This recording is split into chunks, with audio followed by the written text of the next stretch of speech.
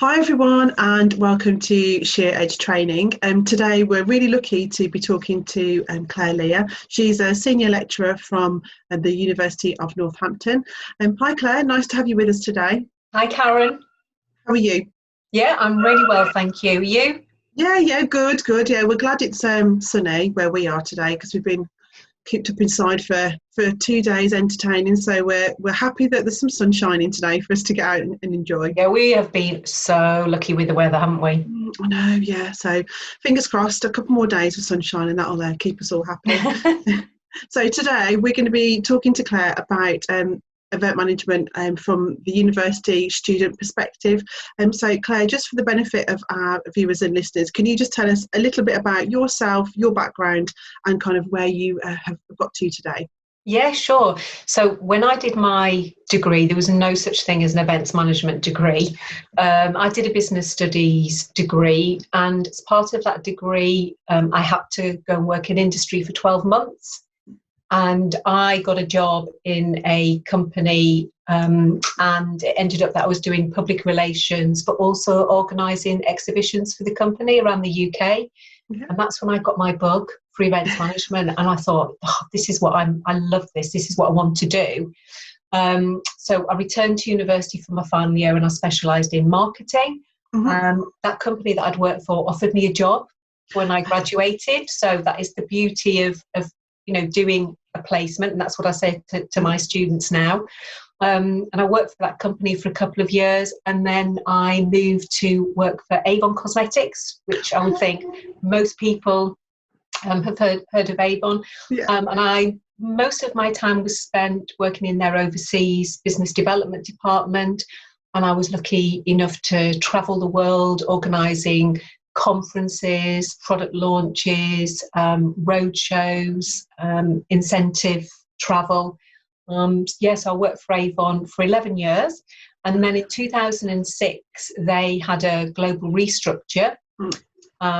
So I was offered a redundancy package. And at that point, I took some time to reflect about what I wanted to do. And I started to think about going into teaching. I approached my local college to look at courses, decided that I wanted to do a postgraduate certificate in education, and I had to have teaching experience alongside doing the course. And I thought, well, how do I do this? Right time, right place. They were looking for a business studies lecturer. So I applied for that job and I got that job. And every Friday, they contracted me to the University of Northampton to teach business studies to international students. And the power of networking, because I got to meet the Deputy Dean of the faculty, got to know him over the year, and he said to me, we're launching an events management degree. Do you want to apply and come and teach? And 11 years later, I'm still at the University of Northampton teaching. And what I love about it is that because I've got that experience in the events industry, yes, we can teach the student all the theoretical aspects that they need to know. But as we know in practice, things don't always go quite as we've planned. So it's great to be able to share my anecdotes with the students.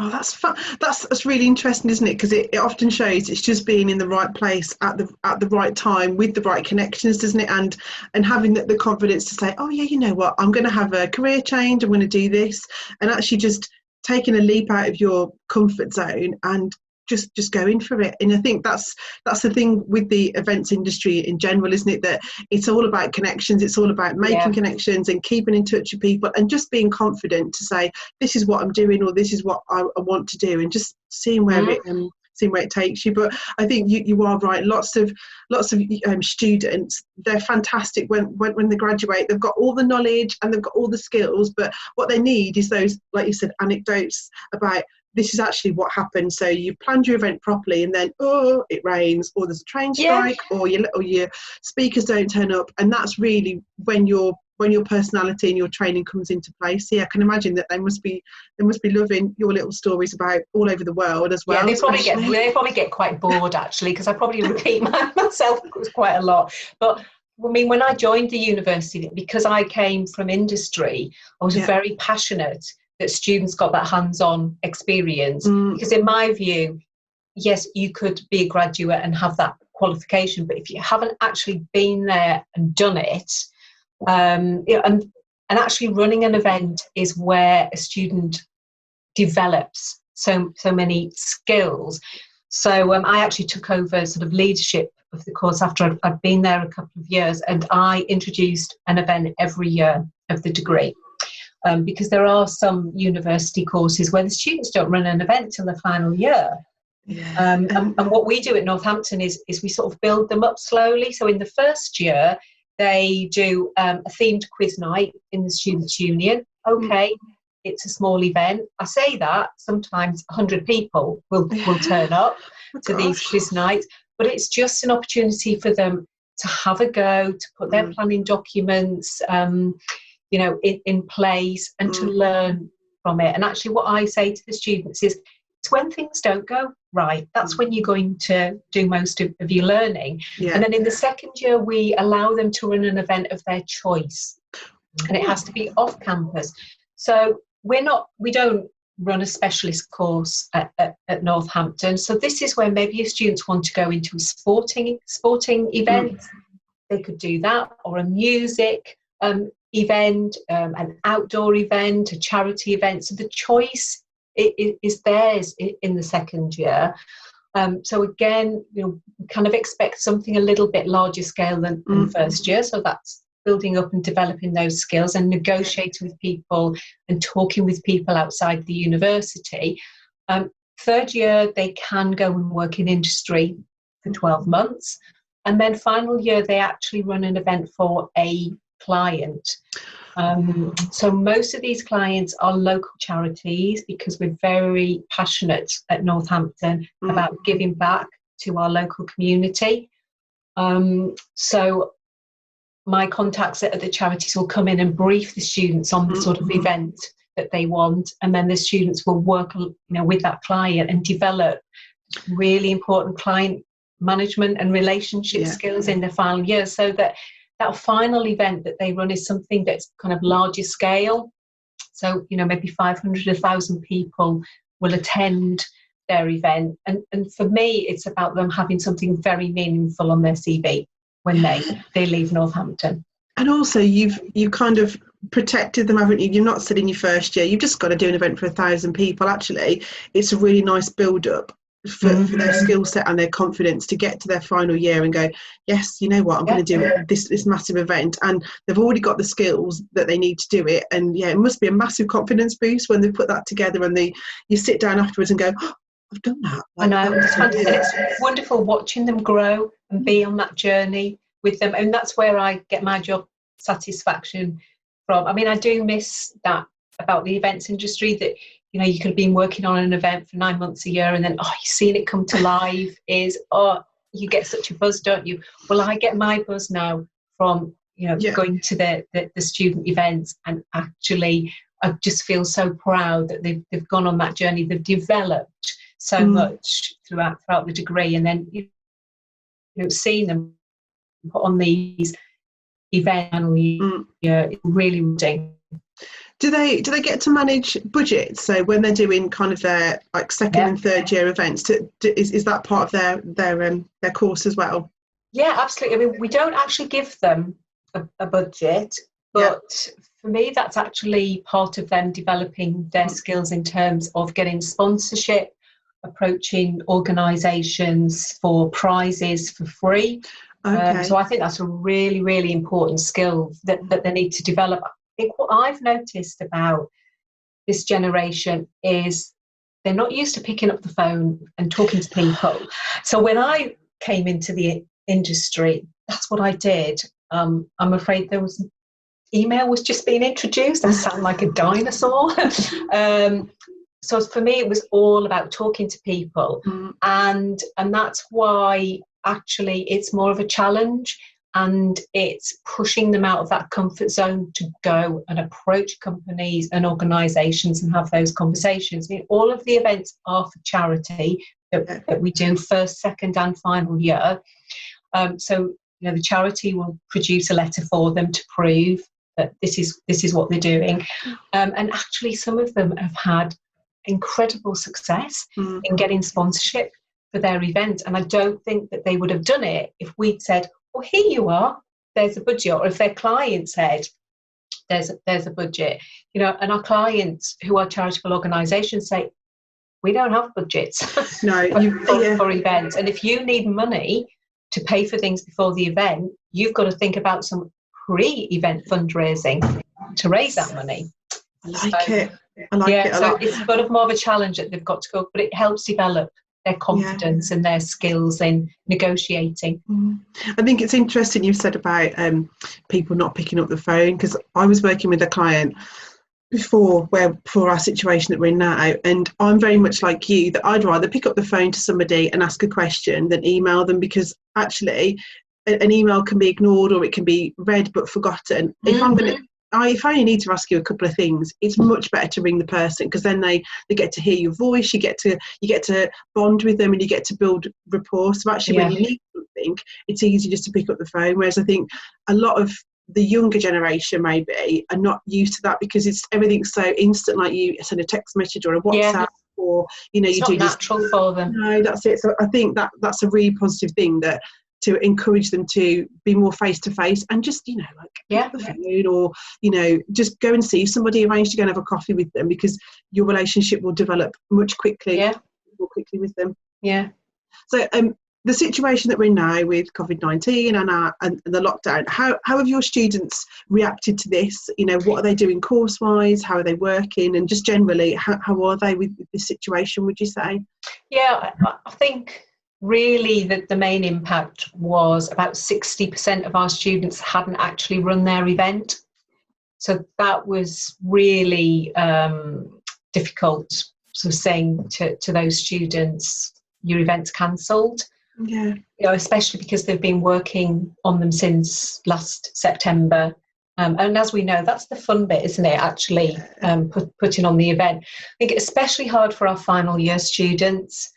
Most of the final year students didn't get to run their event.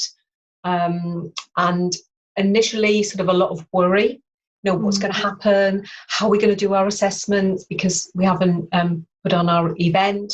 And so the university has been incredibly supportive for students, because all sorts of various problems have cropped up. So the university has given sort of quite generous extensions on assessment. So our students are still completing their assessments. We at Northampton, we deliver online some weeks anyway. So actually that wasn't a major change. We sort of teach up to Easter, so those last 2 weeks everything was delivered online, so I don't think that was a change. But I think the university was very quick to react to reassure the students that they weren't going to be disadvantaged. I had to provide an alternative assessment for those students who haven't been able to run their event. So all of their planning documents have been completed, so that's part of their assessment. So that all of that work hasn't gone to waste, so to speak. And then the other part of the assessment is a personal reflection.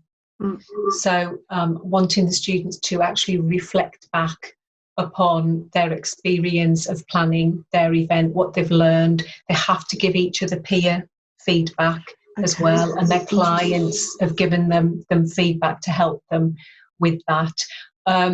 So the first couple of weeks was sort of quite challenging, but I think everything's sort of settled down. We felt as though we were doing quite a lot of firefighting, students in different situations. So we had students that flew back home. So I've got a couple of students from Vietnam, and they had to go into quarantine 14 days. They didn't have very good Wi-Fi, so it was just reassuring them, don't worry about your university work. You've got extended deadlines. And it's been a huge learning curve for us, because it has presented challenges. But from a university point of view, I think it was that they really did communicate often with the students. And what I've observed is that's so important in a crisis situation, that you're providing people with information. And I think that's been quite reassuring for them. Yeah, that's good. So I suppose, when you've put in 3-4 years of work, you don't want then your work not to be counted, or you think, okay, I haven't been able to do my final event. How am I going to be assessed? Is that going to affect my mark? Is that going to affect my overall results? So you can imagine there must be been quite a lot of anguish from them. But with the university reassuring them, can imagine. Have any of the students wanted to do their events kind of in a different way? So have they done them virtually? Have they kind of thought of any different way to do them, or are they purely being assessed kind of on their pre-work? They haven't done them virtually. I mean, the one thing that they did is they actually sent an email to all of the people who bought tickets and actually stressed the point that the charity still needs money. If you don't, would you be prepared to donate your ticket money that you've already spent, rather than asking for a refund? And we were really pleasantly surprised. Very few people asked for a refund. So that's been quite heartwarming that we've still been able to give some money to the charity. We did think about putting on a virtual event. However, the stress that we think that would have put on students would have been quite unfair. Some of them were challenging with parents who were in hospital with COVID-19. Some, we have quite a lot of international students, so students from India, Vietnam, Romania, Bulgaria, and they went back up. So it just, we think that asking them to do something like that would have been very challenging.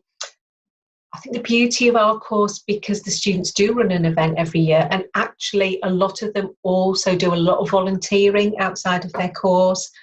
A lot of them do internships and go and work in industry for 12 months. So our final year students actually have got a lot of experience already to talk to employers about, and they did all of the planning for their event. So it was just that sort of final piece that they didn't manage to do. And to be honest, I don't think employers are going to disadvantage our graduates of 2020 for this at all. The sense I get is that I think that they'll probably look quite kindly upon the graduates because of this situation that they've been through and how they've coped with it. I was going to just add to that as well. And actually, it's probably a really good experience for them to have a situation where their event cancels or postpones, or they have to do something that is not part of the plan, because that's often happens on an event anyway, that suddenly the weather changed. So actually that's probably experience that they may not have ever had until they were in a live situation like with an employer. So actually that's probably quite a good experience for them to have the tears and the tantrums and the oh my god, what do I do now?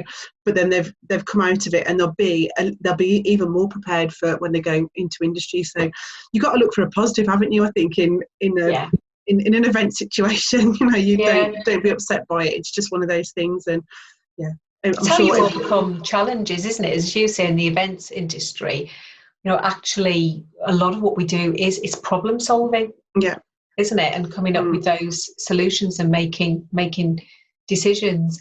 I mean, again, we've got quite a few students that are on their 12 months in industry and all of them have been furloughed. But again, the positive is that they'd really sort of completed 9-10 months of that placement year anyway. So, again, I've sort of said to them, you have got all of this experience already. You were only a couple of months away from, the actual full 12 months in industry, but they have gained so much already from working in the industry. So it's presented challenges, but I think we're in a really good place now. And the great thing about technology is that I do weekly group tutorials with students, and it's lovely. My students from India, Vietnam, Romania, all over, we can all come together and still keep in touch. So technology really helps us in terms of this situation. And I suppose, if students are used to kind of online learning, group tutorials that are all online, actually when they go for a job in industry, they're already one step ahead of the likes of, well, like me, that I've never used this before until about 5 weeks ago. So I'm still a novice, whereas actually the students coming out with their degrees now, they're like, oh yeah, Zoom, I've done that before. Yeah, Webby, I've used that before. They won't be phased by this. Whereas some people still are like, oh God, I've got to look at myself, or how do I set it up? How do I record it? What do I do? Whereas, yes, I think that's another great skill that they're going to have, that technology will be like, oh yeah, they'll be totally au fait with it, and that's another advantage to them. Do you think higher education in general will make any changes to kind of how they teach, how they deliver lectures and things in the light of COVID-19? I think at Northampton a couple of years ago we moved to, we call it active blended learning. So it is this blend of face-to-face and online delivery.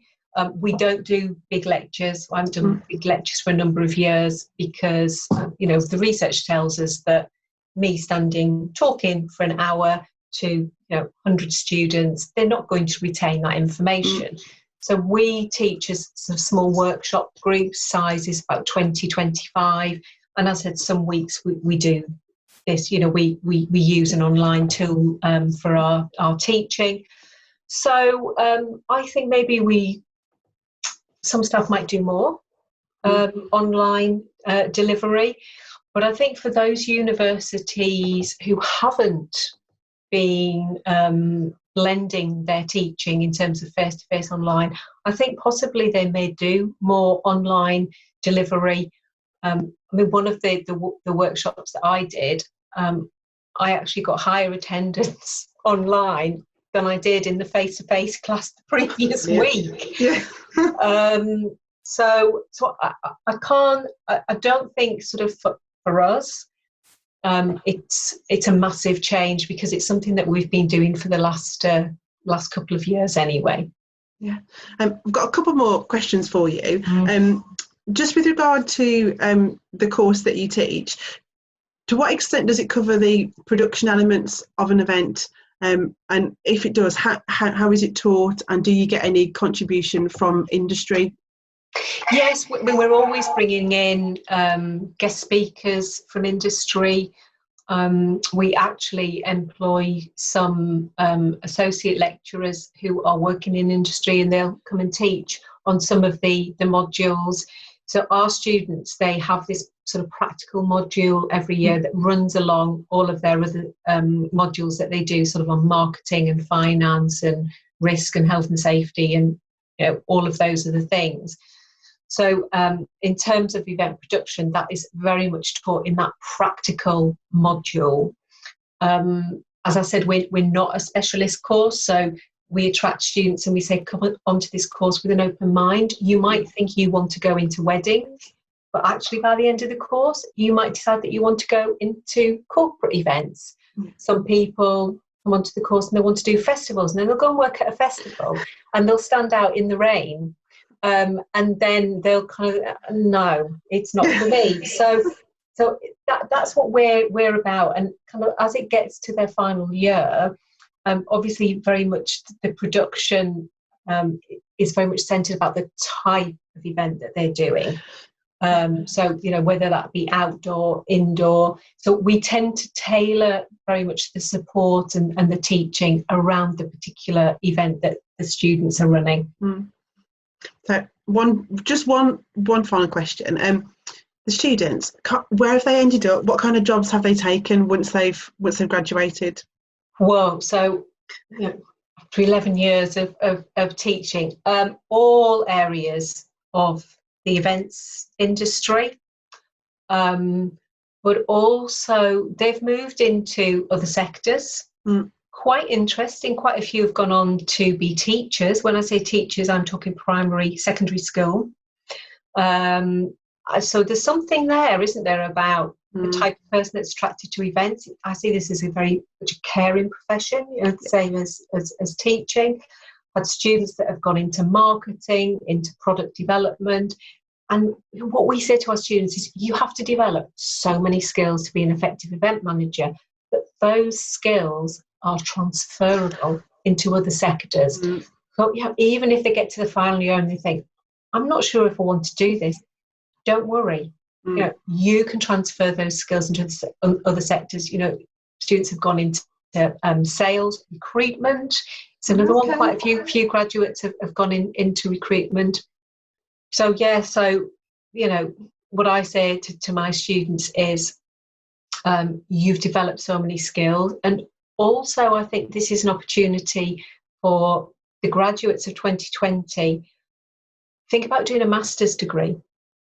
Some students, they know that's what they want to do as soon as they've completed their undergraduate, but I think we're in a position where it's going to take a while for our industry to pick up, and graduates are sort of getting, there's no jobs, Claire, and when am I going to get a job in the industry? Actually, why don't you take a year and go straight on and do your master's degree? I mean, we offer a master's in international special events, in international tourism development, in hotel management, management in general, marketing.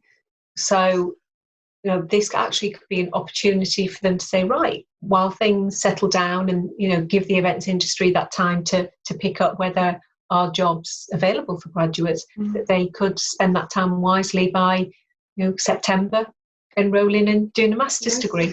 And I think that's the key that has been kind of talked about in the whole industry in general. Like if you go to chats on LinkedIn or on Facebook and things all about the industry, people are saying that now's the time to kind of upskill, to refresh your skill set, do new training courses, because actually we don't know when everything's going to get back to the new normal. So use this time productively to enhance your skill set, do some volunteer work. So when we're ready to go back to work, whether that's this year or next year, we're actually all better in a better position, and our skills are honed properly, and we've added to our skill set, so we're all going to be better equipped, better event managers, better production managers, better health and safety advice. All these things we'll be better at because we've just took time out to go, what, I've always wanted to do my masters, I'm going to do that. I've always wanted to improve my health and safety, I'm going to do that.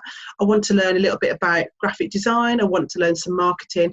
I think this is the right time to do it, for whether you're a student or crack on and sign up for some courses, online courses, and you'll be then I think it's because it's going to boost your confidence as well, that if we're all either sitting at home not working, or we're students that are not sure what to do, if you sign up for something, that's your motivation, like, right, I'm ready, like I'm going to start that in September, and I'm sorted. I think you're right with volunteering. That's been suggested a lot for people in the events industry.